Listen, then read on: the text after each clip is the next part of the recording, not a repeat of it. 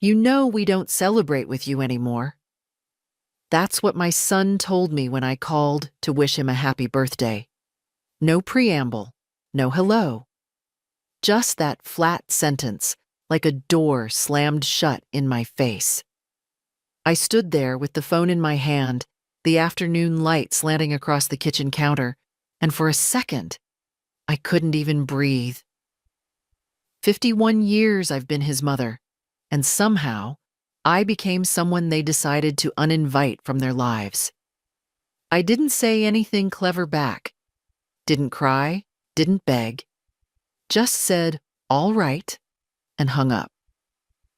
I sat down at the table, the one I used to bake birthday cakes on when he was little, and stared at the chair where he'd once insisted on sitting cross-legged like it was his throne.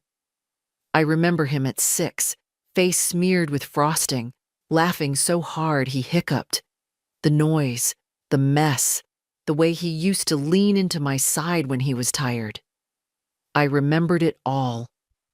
I just hadn't realized he'd stopped remembering too. I boiled water for tea I didn't want and watched the steam rise like a ghost. My hands were shaking, not from anger, not even grief. Something colder, something deeper. Maybe a kind of knowing that I had tried too long to pretend I didn't already know. That they don't see me anymore. Not really. Wesley, my son, my only son, hasn't come over without needing something in more than a decade. "Mom, can you co-sign this loan? Mom, can we stay with you just for a bit? Mom, could you transfer that pension money this week?" And I always did. Not because I'm weak. Because I thought love was service. Because I thought if I stayed useful, they'd remember who I was to them. Now I see it. Usefulness isn't love. It's a lease. And they've decided not to renew it. The house is quiet these days. Thelma, his wife, used to bring the kids over sometimes. That stopped 3 years ago. Too much going on. I get it. People are busy. I just didn't think they'd get too busy for a birthday call or a shared meal. And now I've been told I'm not part of the family celebration anymore. I sat there until the tea got cold, until the light shifted and the shadows stretched long across the linoleum. Then I got up and opened the drawer where I keep the old birthday cards. I've saved everyone. The crayon scribbles, the crooked hearts. One year he wrote, "Mom, you're better than a dragon." I smiled. I'd told him that story about dragons guarding treasure, and he'd thought it was the highest compliment. I think it still is. I folded the phone bill, slid it into the folder where I keep the house documents. My name is still on everything. They've hinted over the years about putting things in order, about safety, about transitioning the property. Wesley even said, "It's not about trust, Mom, it's just practical." I nodded then, but I won't nod now. If I am no longer worth celebrating, then I'm no longer a convenience either. That night, I didn't sleep much. I watched the moon rise out the east window and thought about what it means to be erased from your own life by the people you gave it to. I didn't cry. I just made a promise. To myself this time. No more silence. No more waiting for invitations that won't come. I have nothing left to lose. And that, my dear, is a kind of freedom. When Wesley was young, his birthdays were events. I would start planning a month in advance. He liked themes, pirates, astronauts, cowboys. I'd sew decorations from fabric scraps, bake cakes in strange shapes, hand-write invitations for his classmates. I never did any of it for praise. I did it because when he smiled, when his eyes lit up, the whole world seemed worth it. That was before cell phones, before quick texts and hollow thanks with no eye contact. I remember his 8th birthday like it happened yesterday. He wanted a space party, and we had no money that year. George had just been laid off, and we were stretching every dollar like taffy. But I stayed up all night making planets out of paper mache and hung them from the ceiling with fishing line. The cake had silver sprinkles and marshmallow meteors. He hugged me so hard he nearly knocked me over. "Best mom in the universe," he said, voice thick with cake.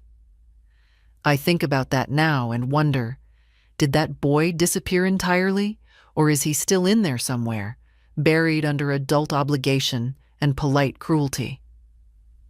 The last birthday I hosted for him was his 40th. He hadn't asked for anything, but I surprised him anyway.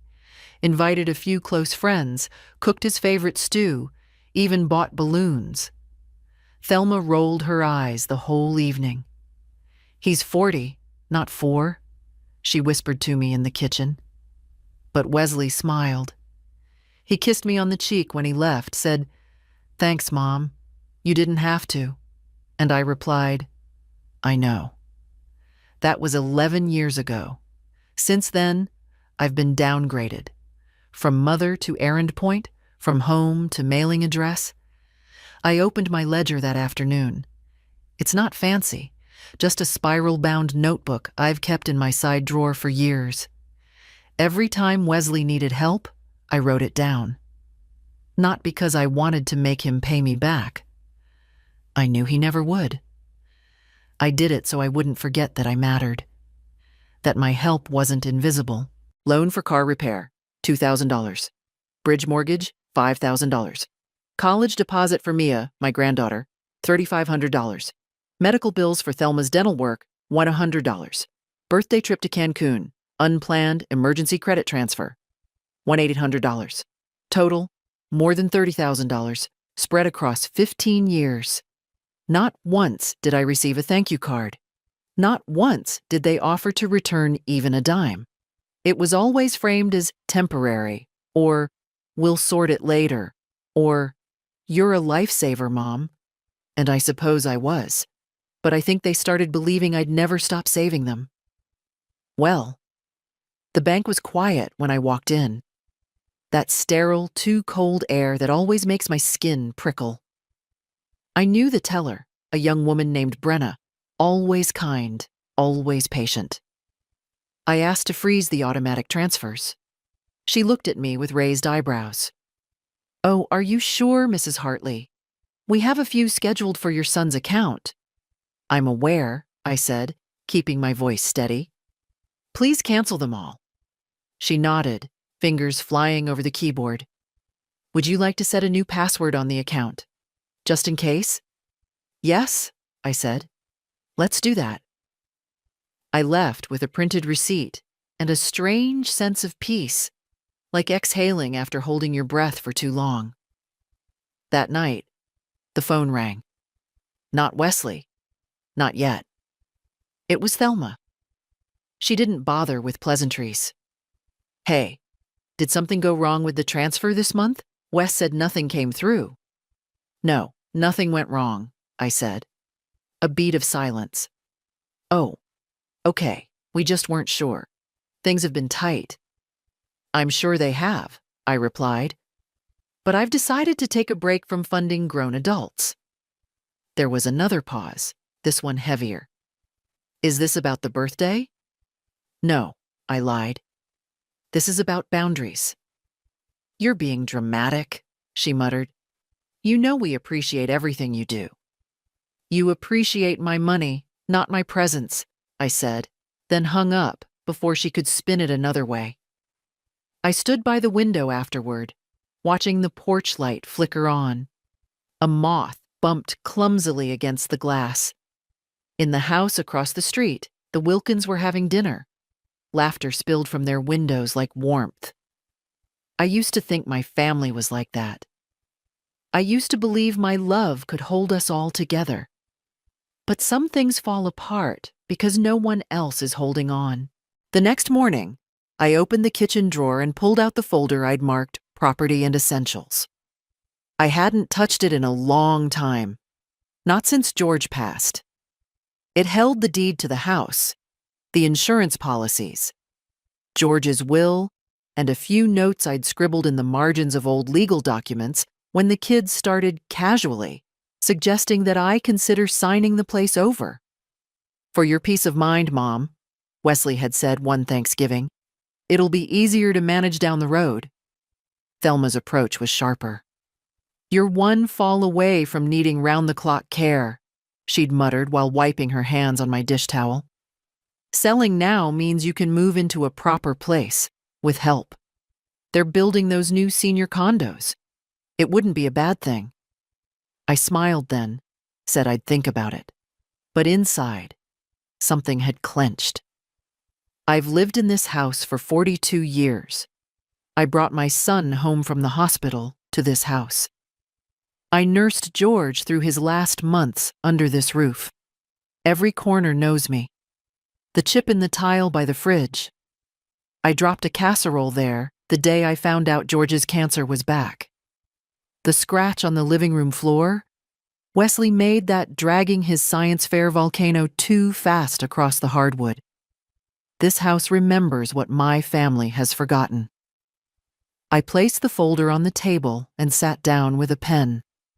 I wrote a note addressed to no one in particular. This house is not up for negotiation. Not now. Not ever. I folded it and slid it inside the deed.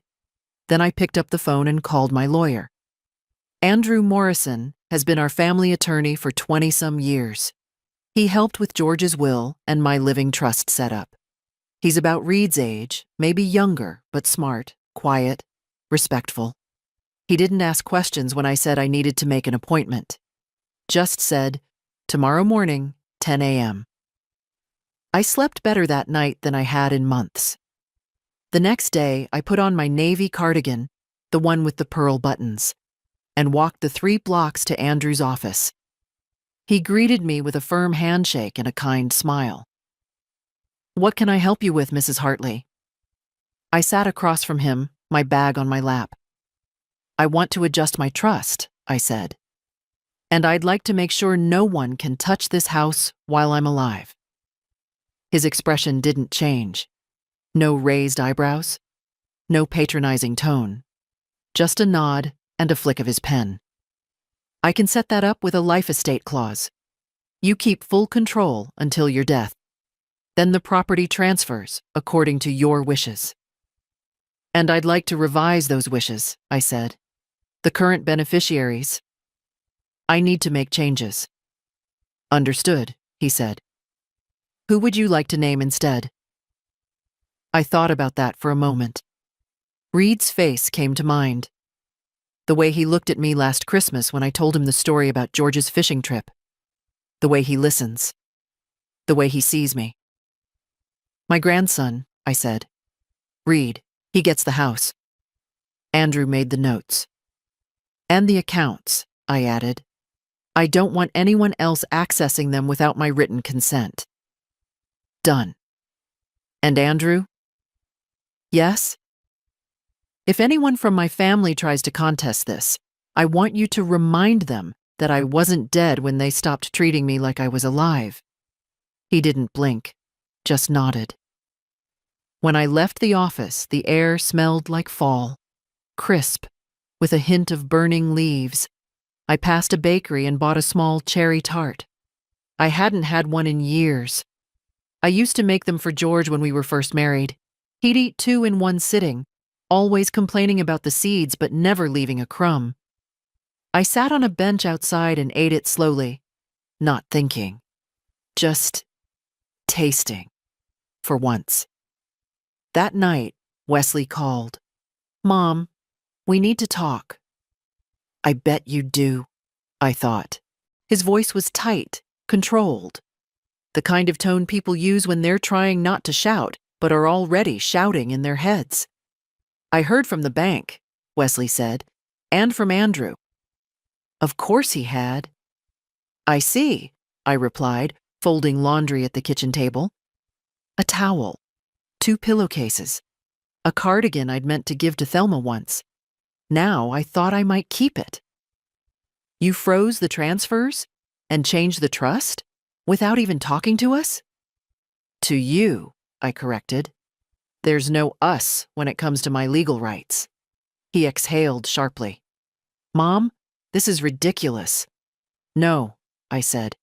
It's overdue. There was a pause. I imagined him sitting at that pristine dining table of theirs, the one I helped them buy after the flood ruined their old place. I could almost hear Thelma in the background, whispering like a snake with a script. Tell her it's about her safety. Tell her she's confused. Tell her she needs help managing things. Wesley came back on the line. I don't understand what's going on with you lately. You don't? I asked, folding the last towel with precision. No, he snapped. You're acting like a stranger. A short laugh escaped me before I could stop it. Wesley, I've been a stranger to you for years. You just didn't notice. That's not fair.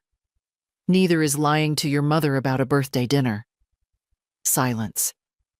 I didn't want to hurt your feelings, he mumbled. No, you didn't want me there. Say it. More silence. And then, it was a dinner for friends. It wasn't meant to be formal. I let the words hang. They sounded small even to him, I think. Well, I said, smoothing the laundry pile. Now you've got your wish. I won't be at your dinner tables, and I won't be in your checkbooks either. Jesus, Mom. I'm not angry, Wesley, I said quietly. I'm tired. He said nothing more, and I didn't fill the silence. Eventually, he hung up. I didn't cry. Not even a little. That surprised me. Instead, I made myself a cup of chamomile tea and sat on the porch. The air smelled of damp leaves. Somewhere down the street, a dog barked. The world felt remarkably unchanged, even though something huge had shifted inside me. I watched a single brown leaf detach from the elm tree and spiral to the ground. Graceful. Quiet. Final. The next morning, my doorbell rang. It was Mia, my granddaughter. 23, fresh from a semester abroad in Spain, wearing a coat that probably cost more than my monthly pension. She had her mother's sharp jaw and her father's eyes, though hers were softer, less burdened. Grandma, she said, voice tight with annoyance. Dad's really upset. I'm sure he is, I replied. Would you like some tea? She stepped inside without answering. In the kitchen, I poured 2 cups. She sat across from me, arms folded. Why are you doing this? She asked. Doing what? Cutting everyone off, freezing money, changing documents. I'm reclaiming space, I said. Her eyes narrowed. That sounds like something from one of my sociology classes. It's something from my life, I said, calmly. I've been everyone's backup plan for too long. She frowned. You wanted to help. I did, and I wasn't wrong to. But I was wrong to believe help buys kindness. Or respect. She tapped her fingernails against the mug. So that's it? You're done? No, I said. I'm just starting. She scoffed, but it didn't feel cruel. More like confusion wrapped in youth. So, you'll just sit here alone and feel… What? Proud? No, I said. I'll sit here and feel free. She stood up, brushing imaginary lint from her sleeves. You're being selfish. I've been selfless for 50 years, I said. Maybe it's time. She left without another word. No hug, no goodbye. Just the soft slam of the screen door behind her. I didn't run after her. I didn't apologize. I just finished my tea, warm and quiet in my own kitchen. That afternoon, I took a walk. Nothing long, just around the block, slow and steady, my cane tapping a rhythm against the pavement. The trees were still holding on to their last colors, burnt gold and stubborn red. I paused outside the old Lambert house, now owned by a couple with 3 loud little boys. Their laughter spilled through the windows, high and sharp, like the shriek of summer birds. I used to think noise meant chaos. Now, I think it means life. Back home, I sat by the window with a notebook and a cup of weak coffee. I'd barely written anything in years, just grocery lists and names of pills. But now, my pen moved without hesitation. Read. I started the letter with his name and didn't stop writing for 10 minutes. I told him not everything, not the details about the bank or the trust. He'd find out soon enough. But I told him what mattered. That I loved him. That I saw how kind he was. That I trusted him with more than my secrets, with my memory, my worth, my story. When I finished, I folded the paper and placed it in an envelope. I didn't write his address. I'd give it to him when the time was right. The phone rang just as I stood to get more coffee. I expected Wesley again, or Thelma, but it was Reed. "Hi, Grandma." His voice still carried that soft hesitance, the one he'd had even as a child, afraid to say too much too soon. "Hi, sweetheart. I talked to Dad." Of course he had. "He's mad," Reed said. "I imagine. He said you're cutting everyone out of your life." I smiled.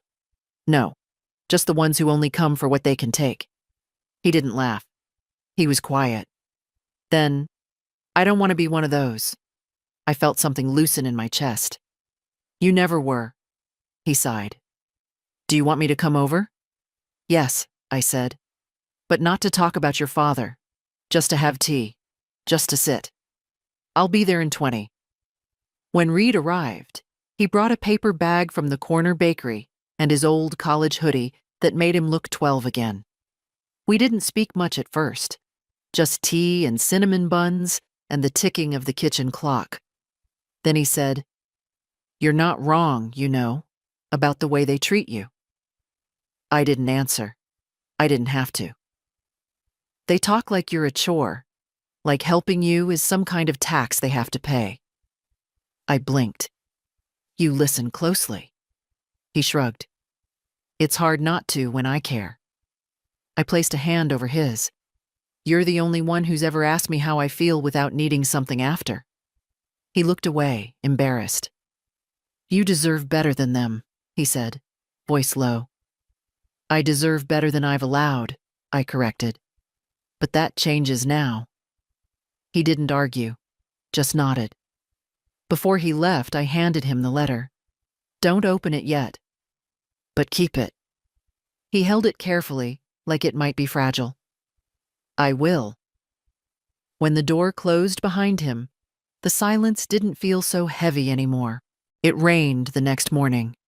A slow, deliberate drizzle that blurred the edges of everything. I stood by the window, watching the drops race down the glass, each one dragging pieces of the sky with it. The house was still. Too still. But I didn't feel lonely. I felt paused, like something important was about to begin. At 10 o'clock sharp, I went to the lawyer's office. Andrew was already waiting, papers neatly stacked on his desk, a pen polished and placed precisely at the top. "We can formalize everything today," he said. "You'll retain life estate rights.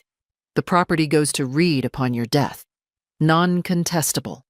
The accounts will be locked with single signature authorization. Yours." "Good," I said. "Would you like to inform your son of this directly?" I looked at him. "No, I think the silence will speak louder." He nodded, then passed me the documents.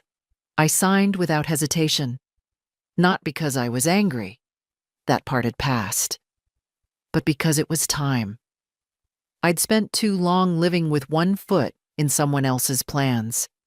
Now, both feet were firmly under my own roof. When I got home, I placed the signed copies in the fireproof box I keep under my bed. Alongside them, I tucked a short letter to myself. "You've done what they never expected. You chose yourself. That's not betrayal. That's survival." The doorbell rang mid-afternoon. For a moment, I thought maybe Reed had come back, but when I opened it, I saw Thelma. Her umbrella dripped all over the porch, and she was already frowning. "Can we talk?" I stepped aside. "Come in." She didn't take off her coat. She didn't sit. Just stood near the kitchen doorway, as if afraid the house might trap her. "I heard about the trust," she said. "From Wesley. I imagine he's having a difficult week." She scoffed. "You're being unreasonable." "I'm being clear. Cutting us out of everything." "I didn't cut anyone," I interrupted. "You walked away. Years ago." She crossed her arms. "You're overreacting. This whole thing with the birthday dinner." "Don't," I said, voice low. "Don't pretend that was an accident. You and Wesley lied. You excluded me. And I'm done pretending that didn't happen." "I was trying to protect the evening," she said. "It wasn't the place." "To include the woman who raised your husband? Who helped pay your dental bills? Who watched your kids when you were busy?" Her face flushed. "This isn't about money." "No," I said. "It's about value. And I finally understand mine." She looked around the kitchen like it might help her argue, like the faded curtains or the scratched countertops would suddenly make me smaller. "I just don't get why you're doing this now," she said, voice thinner. "Because I've finally remembered who I am." Thelma shook her head. "Wesley won't let this go. He doesn't have to let it go. He just has to let me go." She didn't have an answer for that. She turned and walked to the door, her steps sharp against the floor. "I hope you know what you're doing," she said before leaving. "I do," I said, for the first time in a long while.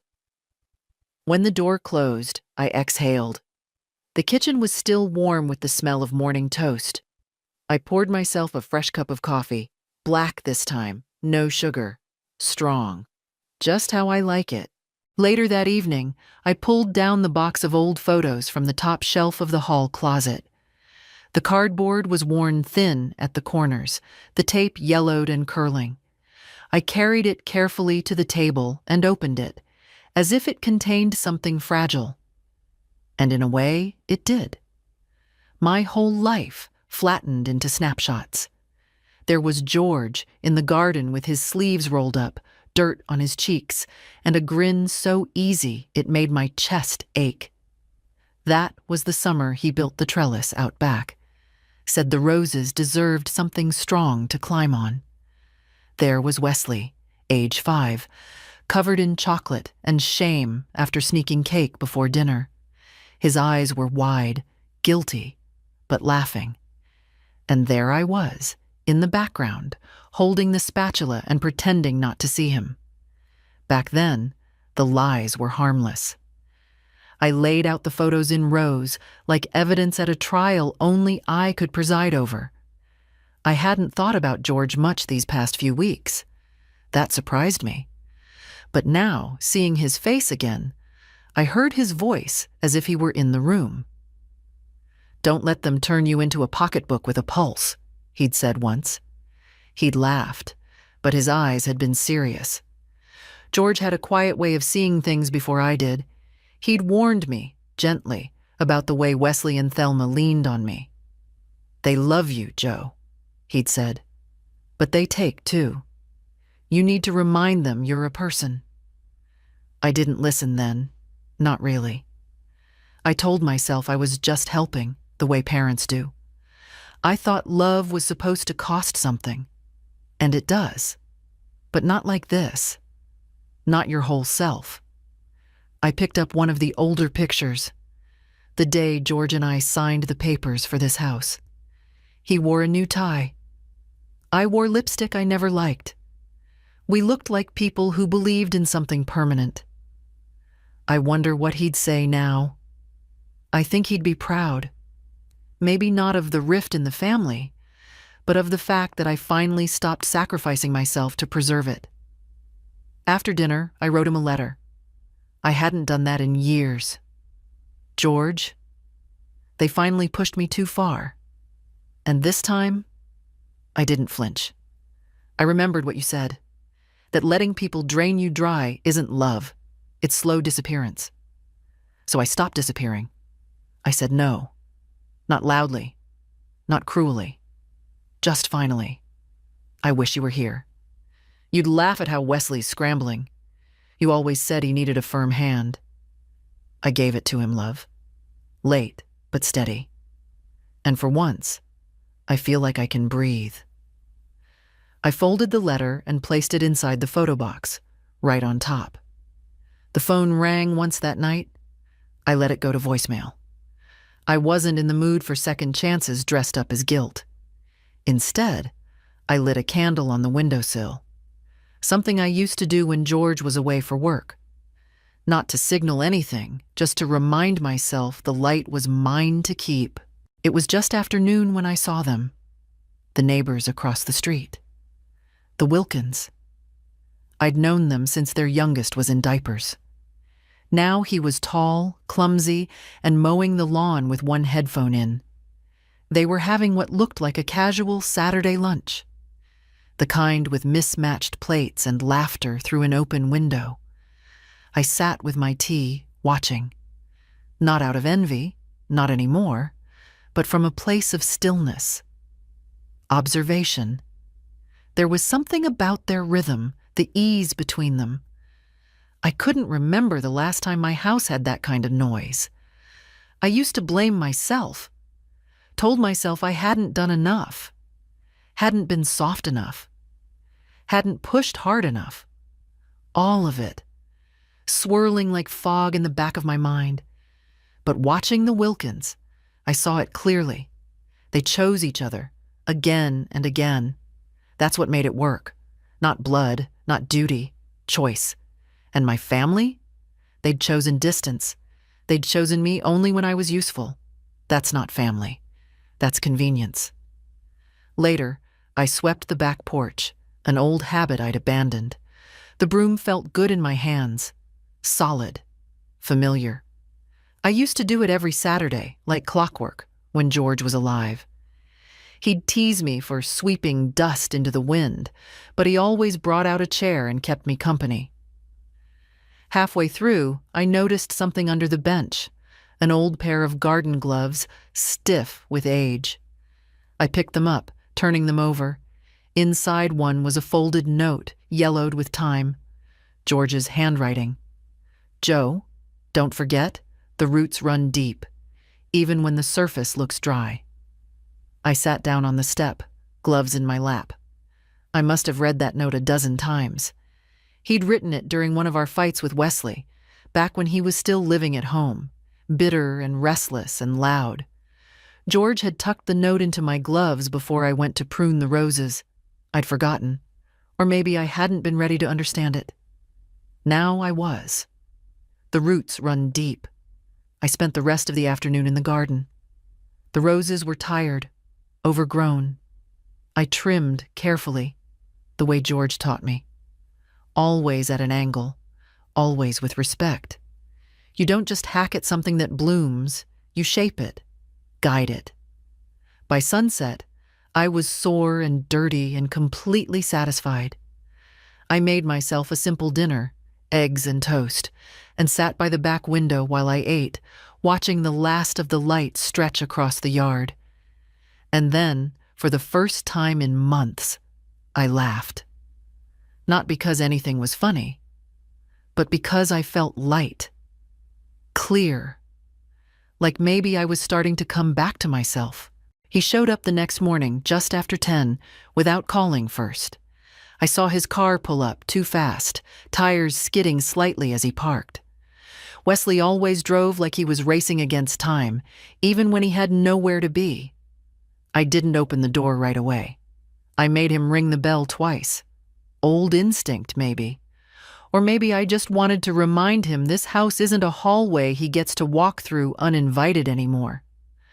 When I finally opened it, he was already fuming. "We need to talk," he said. "I assumed that's why you're here." He stepped inside without waiting. He always used to do that, Even as a child, he'd barrel into rooms like air itself owed him space. I didn't offer him coffee. I didn't ask how he was. I just sat in my chair by the window and waited. "You've made things very difficult," he started, pacing like a lawyer rehearsing closing arguments. "With the trust, with the accounts, with the silence." "I haven't been silent," I said. "You've just stopped listening." His mouth pressed into a line. "Look, I know we've had tension, but freezing us out? That's not the answer." "No," I said, calm. "It's the result." He stopped pacing. "What does that mean?" "It means when you ignore someone long enough, they eventually learn to live without you."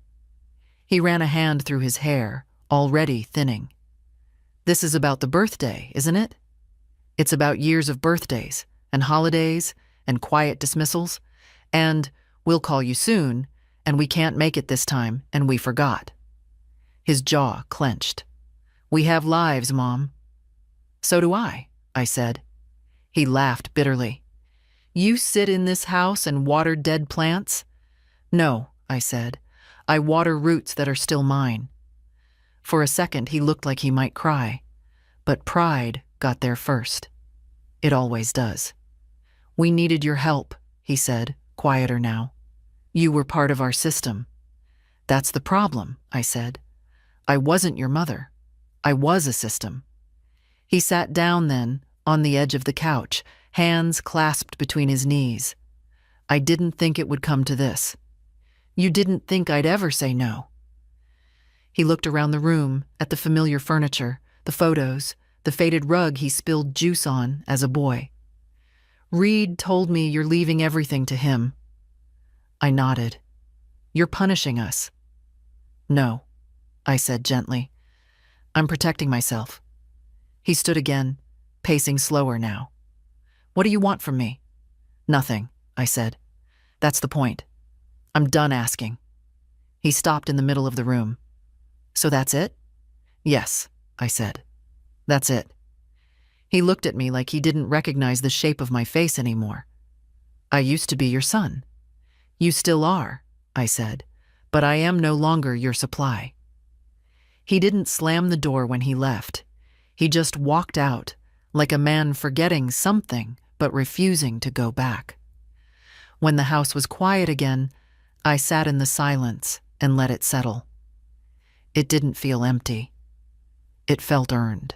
The message came 2 days later. Not a call. Thelma never liked confrontation that required her voice. It was a text. 4 sentences, each one colder than the last. "I think we all need to calm down. None of this is irreversible. You're still part of this family, even if you're upset. Let's stop punishing each other." I stared at the screen for a long time.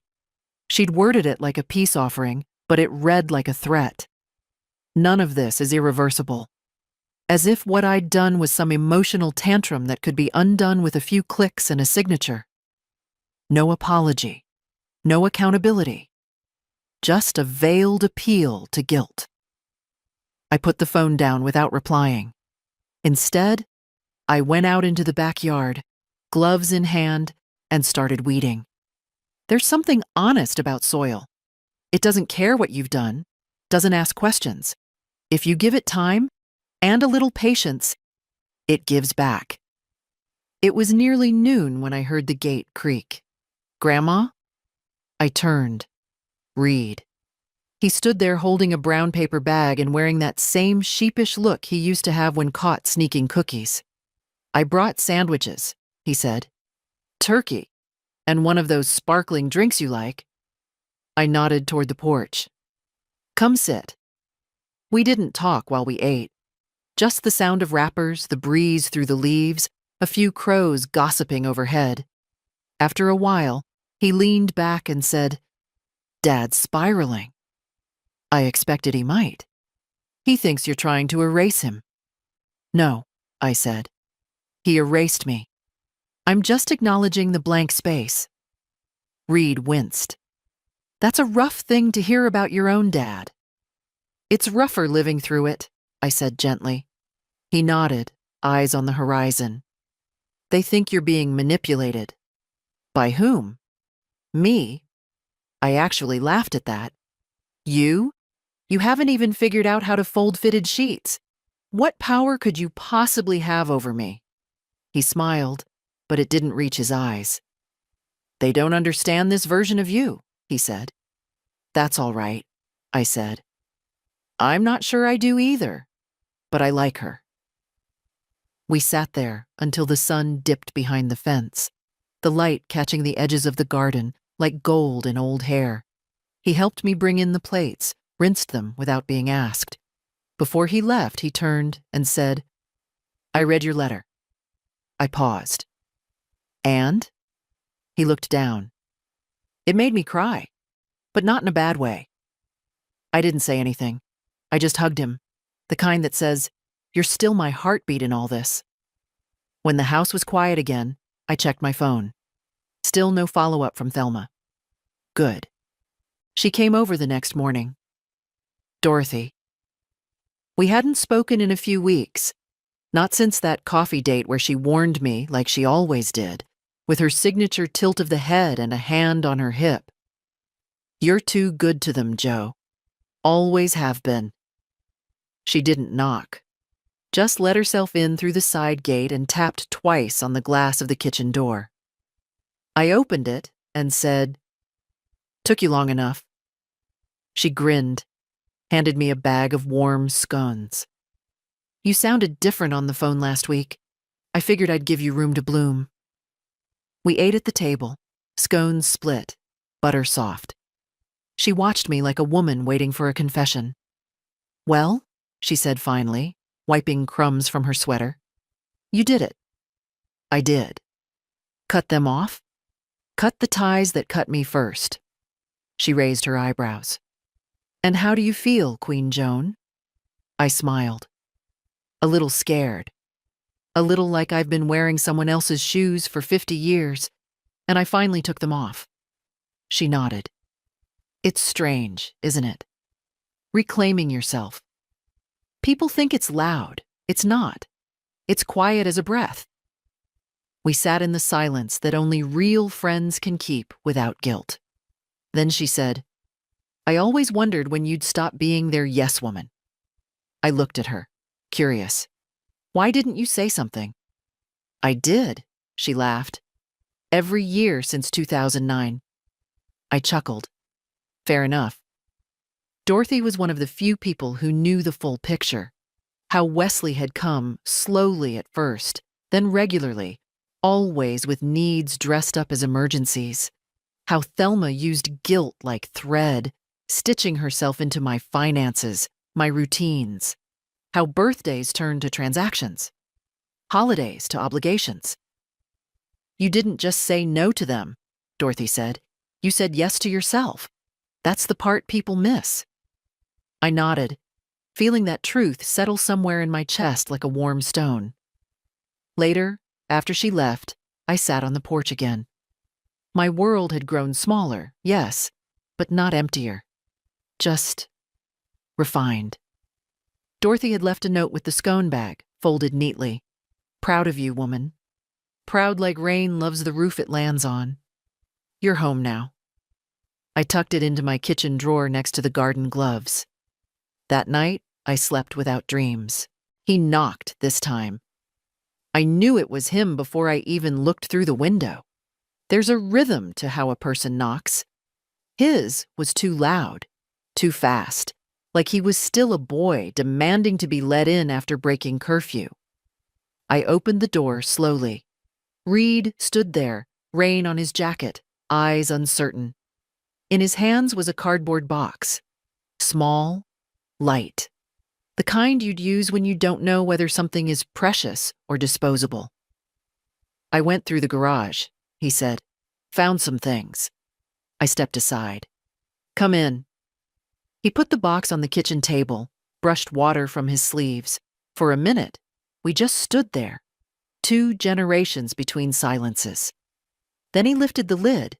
Inside, an old pair of binoculars George used to take birding, a stack of faded recipe cards in my handwriting, a broken music box that used to sit on Wesley's dresser, and a small, leather-bound album I didn't recognize. He passed me the album. "Photos," he said. "From the cabin, I think. And before I was born." I opened it slowly. There we were, George and I, newly married, faces sunburnt and stupid with love. Wesley, maybe 7, grinning wide with a tooth missing. And one of all 3 of us by the lake, George holding a fish and me holding a sandwich, and Wesley trying to splash us both. I hadn't seen those photos in years. "They almost threw this out," Reed said quietly. I looked up. "Who?" He hesitated. "Dad. Thelma. They were cleaning out the garage last weekend, and I saw this in the donation pile." I closed the album gently. "Of course they were." He sat down across from me, his shoulders tight. "I'm sorry," he said. "I didn't ask for what.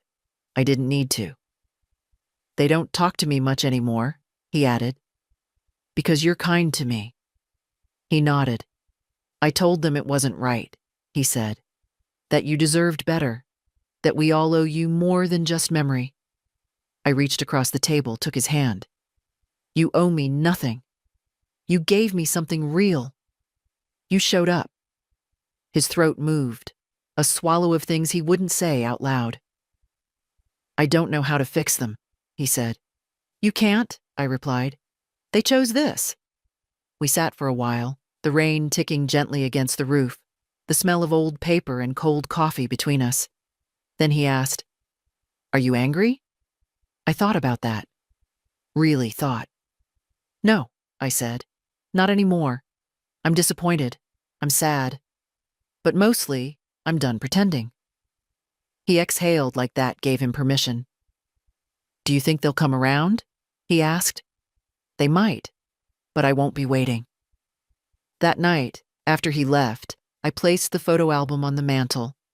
The house felt different somehow, not fuller, not louder, but clearer. Like I could finally hear myself think. It had been years since I did something just for the pleasure of it, not out of duty, not out of tradition, not to keep a promise or fill a silence, just because I wanted to. So I went to the cafe on Oak Street, the one with the chipped tables and the piano no one plays. I used to walk past it on my way to the bank, always meaning to stop in, never actually doing it. Too busy. Too tired. Too many reasons. But that day, I wore my good coat, the dark blue one with the stitched cuffs. I brushed my hair, added a little lipstick, not for anyone else, but because I missed how it felt to be deliberate. When I walked in, the air smelled like coffee grounds and lemon sugar. A boy with a nose ring smiled at me from behind the counter. "What can I get you?" "A slice of the lemon loaf," I said, "and coffee, black." He nodded, rang it up, didn't blink when I pulled out cash instead of a card. I liked that. Too many people act like you're a relic if you don't tap something to pay. I sat by the window, watching people pass. A woman with a stroller, 2 teens with headphones, an old man walking his dog, each of them moving at the same slow, contented pace. I ate the lemon loaf slowly, savored it. I couldn't remember the last time something tasted that clean. It wasn't fancy, but it was mine. My money, my decision, my joy. Later that week, I went to the community theater. Alone. I'd seen the flyer at the post office. Steel Magnolias, 1 weekend only. The kind of thing I used to love but hadn't dared go to without someone on my arm. But now, I figured I'd earned the right to go anywhere, arm or no arm. I wore my mother's brooch, sat 3rd row from the front.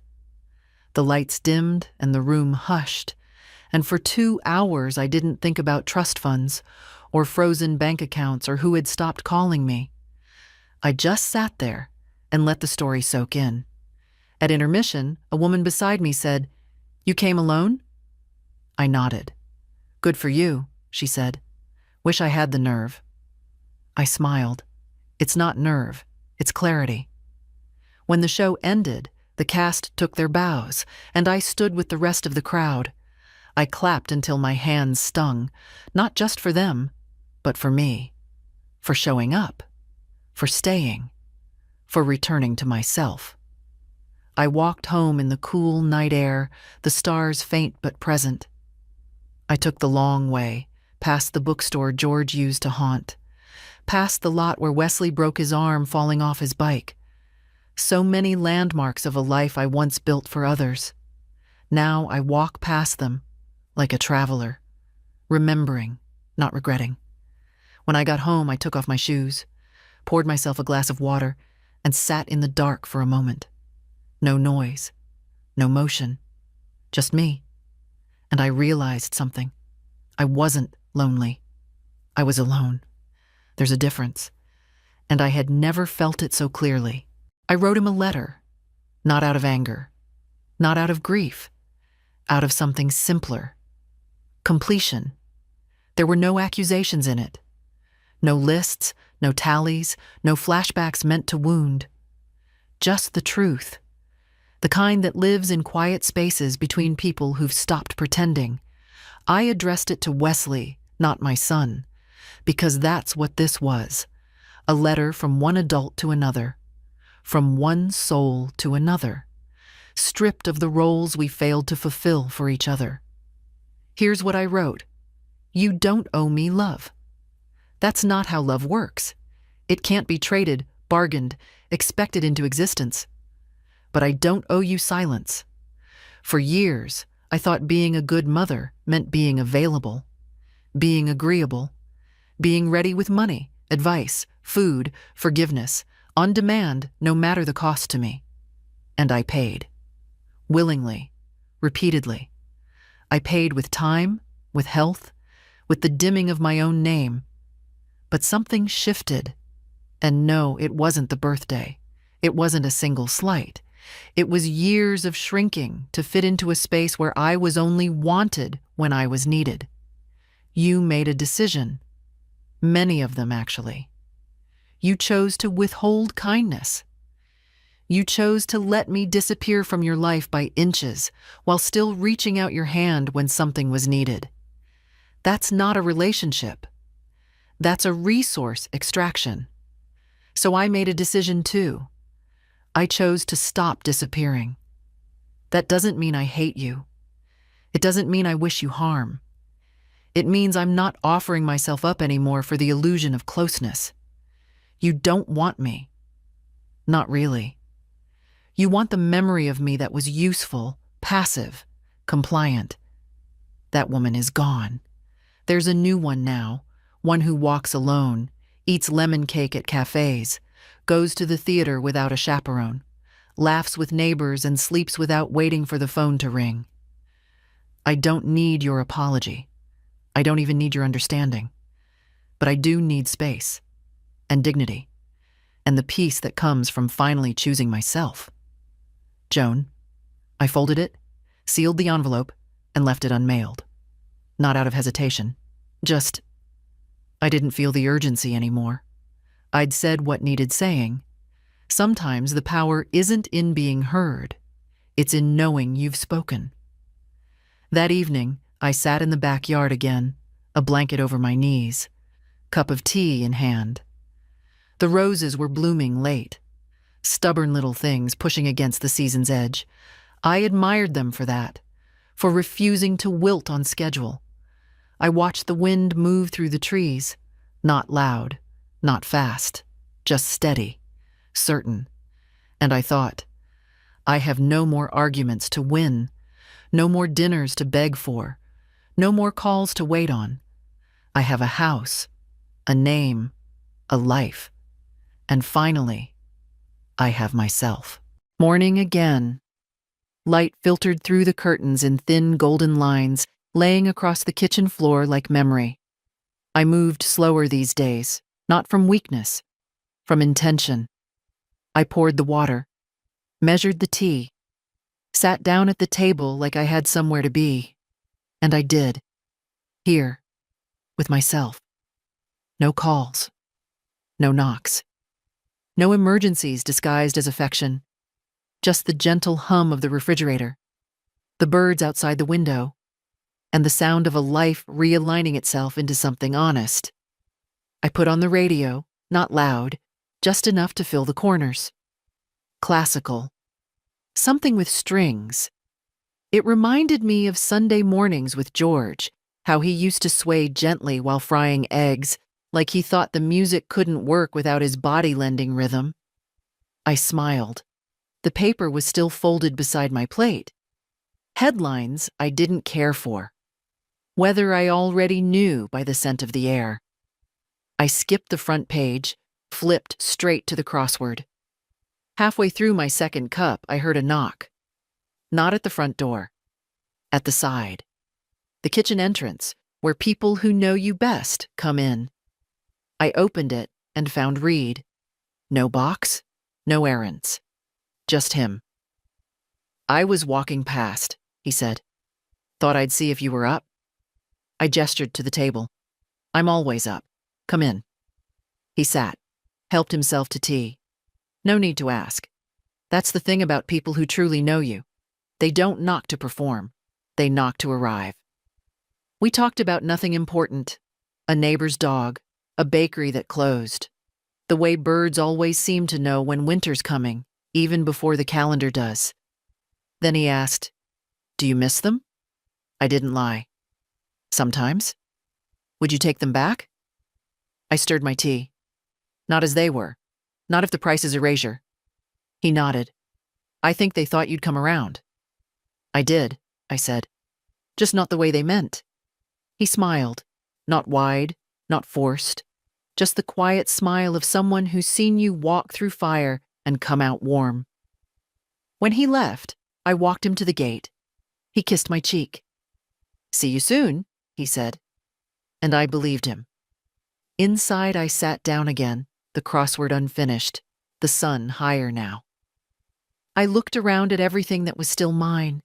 The chipped mug, the ticking clock, the silence I no longer feared. They shut their door on me. That much is true. But I opened one for myself. And what I found on the other side was not bitterness. It was space. It was calm.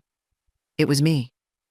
So if you've been waiting to speak, to stand, to finally draw the line they keep crossing, let this be your sign.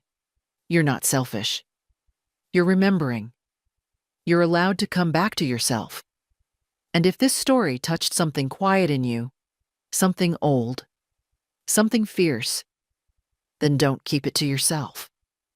Share it. Leave a comment. Let someone else know they're not alone.